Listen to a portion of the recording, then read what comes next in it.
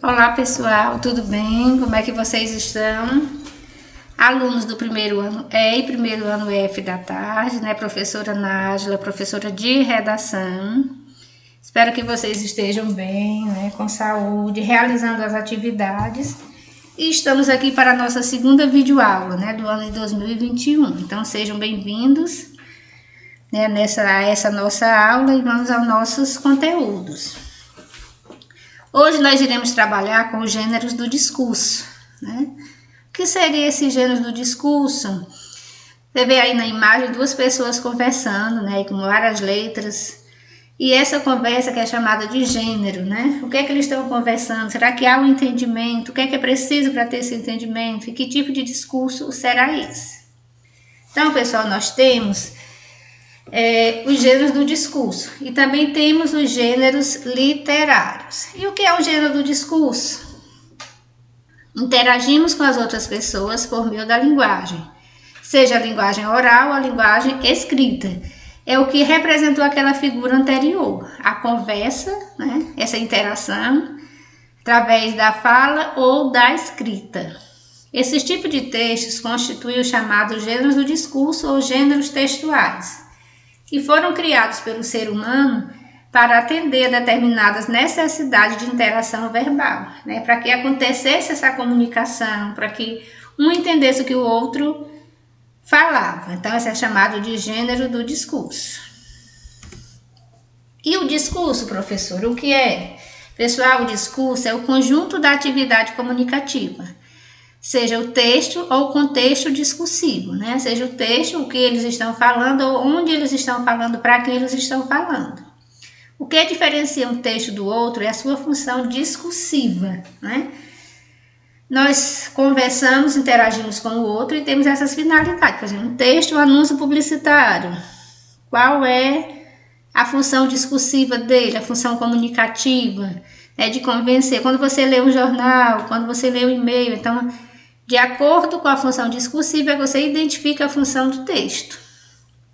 Então, as intenções comunicativas do produtor é que vão definir a função discursiva do texto. Aí nós temos aí falar, uma imagem bem interessante. Então, sempre que lemos uma produção, estamos sendo influenciados pela intenção do produtor, que é influenciado pelo contexto de produção, pelas ideologias circundantes, né? Para quem é que eu estou falando, o que é que eu quero, qual é o meu objetivo, quem é que eu quero convencer com a minha fala.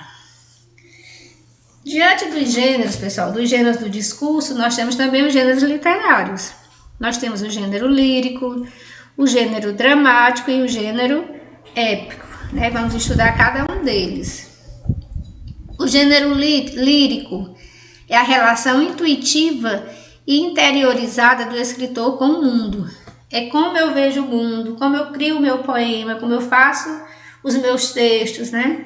É a minha maneira de ver o mundo sendo demonstrada através de palavras.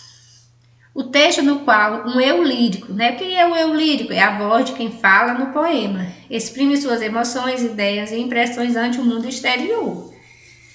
A gente vê muito nos textos, pessoal, qual é a principal ideia do eu lírico e o que o eu lírico quis dizer com o texto. Então, o eu lírico, relembrando, é a fala no poema. É a maneira individual, quando ele diz a manifestação de uma individualidade. Eu faço um poema sobre a vida, a outra pessoa também faz. O meu não vai ser igual ao dela, porque cada poema, cada ser humano mostra o que ele compreende do mundo, mostra a sua individualidade. Nós temos, pessoal, o gênero dramático, né, que é bastante conhecido. E o que é o gênero dramático?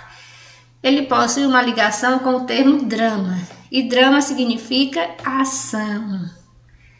Então, tal ação, pessoal, é representada por meio da encenação de atores, que no palco, né, são peças fundamentais destituídas de narrador. Então, o gênero dramático, não existe o narrador. Os próprios personagens, né, eles retratam o espetáculo, ele mantém uma perfeita sintonia entre a palavra verbalizada e o público espectador. E esse tipo de texto, pessoal, o texto dramático, ele é entendido como aquele que se integra na forma literária do drama e implica uma comunicação direta das personagens entre si e com os receptores, né, do enunciado. Então, há essa ligação de quem está falando com quem está ouvindo. E nós temos vários tipos de gênero dramático, vários tipos de texto. Nós temos a tragédia, a comédia, a tragicomédia, a farsa e o auto, né? Vamos ver o que é cada uma delas. O que é uma tragédia? É a representação de um fato trágico, apto a suscitar compaixão e terror. Então, alguns colegas, né, algumas pessoas não gostam desse gênero tragédia, porque ele exprime na pessoa a compaixão, o medo, o terror. Já a comédia, pessoal, é a representação de um fato inspirado na vida e no sentimento comum, né? A comédia é aquilo que é engraçado, é aquilo que acontece com todo mundo. Ela causa o riso fácil e, em geral, critica os costumes, né? Aquilo que não as pessoas fazem, né? E aí nós temos a tragicomédia, que é a mistura do trágico com o cômico, né? Que a gente assiste muito aquela tragédia engraçada, que quando acontece na nossa vida, na realidade, você diz assim, se não fosse tão trágico, seria até engraçado, né? Então é a tragicomédia.